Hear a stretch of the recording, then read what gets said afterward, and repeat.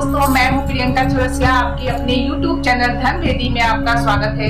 दोस्तों, आज की इस वीडियो में मैं आपको ये बताने जा रही हूँ कि इस वर्ष जो है मूर्ति विसर्जन किस दिन किया जाएगा और उसके शुभ मुहूर्त क्या क्या है और उसकी पूजा विधि क्या है और उस पूजा विधि में हमें किन किन नियमों का पालन करना है। तो दोस्तों, चलिए आपका ज्यादा समय ना लेते हुए अपनी वीडियो की ओर आगे बढ़ती हूँ। मुझे नीचे दिए हुए कमेंट बॉक्स में कमेंट करें, मुझे शेयर करें, लाइक करें और नीचे दिए हुए बेल आइकन को दबाना ना भूलें ताकि मेरे आने वाले वीडियो का नोटिफिकेशन आप तक सबसे पहले पहुंचे। तो चलिए दोस्तों, एक बार अपना वीडियो शुरू करने से पहले बोलते हैं गणपति बप्पा मोरया।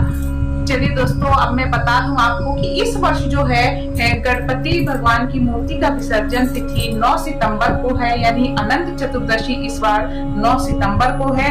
हर वर्ष वैसे भाद्र माह में शुक्ल पक्ष की आने वाली चतुर्दशी तिथि को मूर्ति विसर्जन किया जाता है, यानी अनंत चतुर्दशी के दिन मूर्ति का विसर्जन शुभ माना जाता है। वैसे तो कई लोग 1.5 दिन में, 3 दिन में, 5 दिन में, 7 दिन में भी मूर्ति का विसर्जन करते हैं, यानी जितनी उनकी इच्छा रहती है भगवान की सेवा करने की उतने दिन वो मूर्ति को अपने घर में स्थापित करते हैं, उसके बाद वो विसर्जित कर देते हैं। परंतु सबसे शुभ जो है अनंत चतुर्दशी के दिन मूर्ति विसर्जन माना गया है। तो चलिए दोस्तों, मैं आपके को अनंत चतुर्दशी के दिन कौन कौन से शुभ मुहूर्त है जिसमें हम मूर्ति को विसर्जित कर सकते हैं, ध्यान से सुनिएगा, क्योंकि शुभ मुहूर्त पे ही मूर्ति को विसर्जित करना अनिवार्य माना गया है, तभी हमें अपनी पूजा का फल मिल सकता है। तो दोस्तों, सबसे पहले मैं आपको बता दूं कि अनंत चतुर्दशी के दिन सुबह जो है 6:03 से शुभ मुहूर्त आरंभ होकर 10:44 तक रहेगा।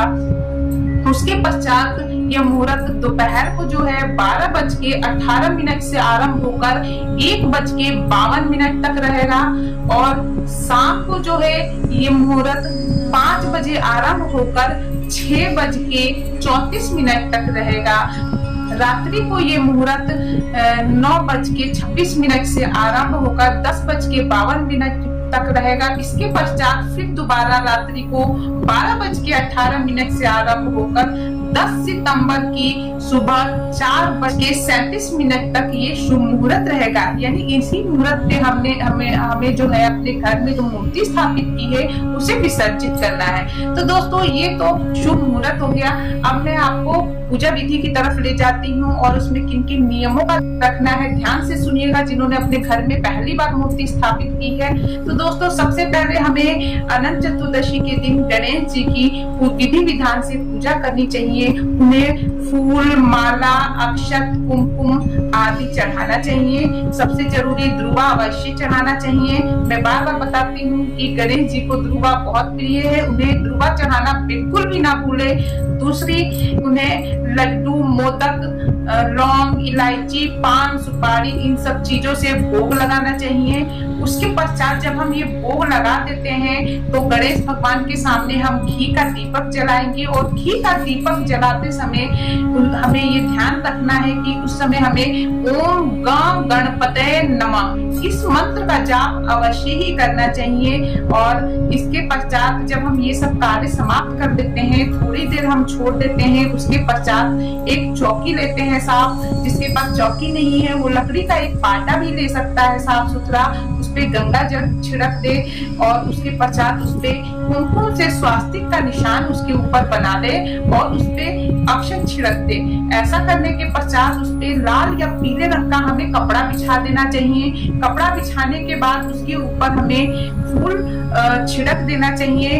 फूल को तोड़ ले, उसके ऊपर बिछा दे फूल को और उसके बाद हमें उसके चारों जो कोने हैं उस कोनों पे, कपड़े पे हमें एक एक सुपारी अवश्य ही बांध देनी चाहिए। उसके पश्चात हमें गणेश भगवान की मूर्ति वहां से उठाकर उस पे रख देनी चाहिए। ऐसा जब हम कर लेते हैं उसके पश्चात गणेश भगवान को जितने भी हमने चीजें चढ़ाई हैं, जैसे फल, फूल, माला, लड्डू, मोदक, जो भी चीज हमने गणेश भगवान को अर्पित की है, वस्त्र, जो भी चीज आपने चढ़ाई है वो सब एक कपड़े में बांध ले और बांधने के पश्चात गणेश भगवान की मूर्ति के बगल में उसको रख दे।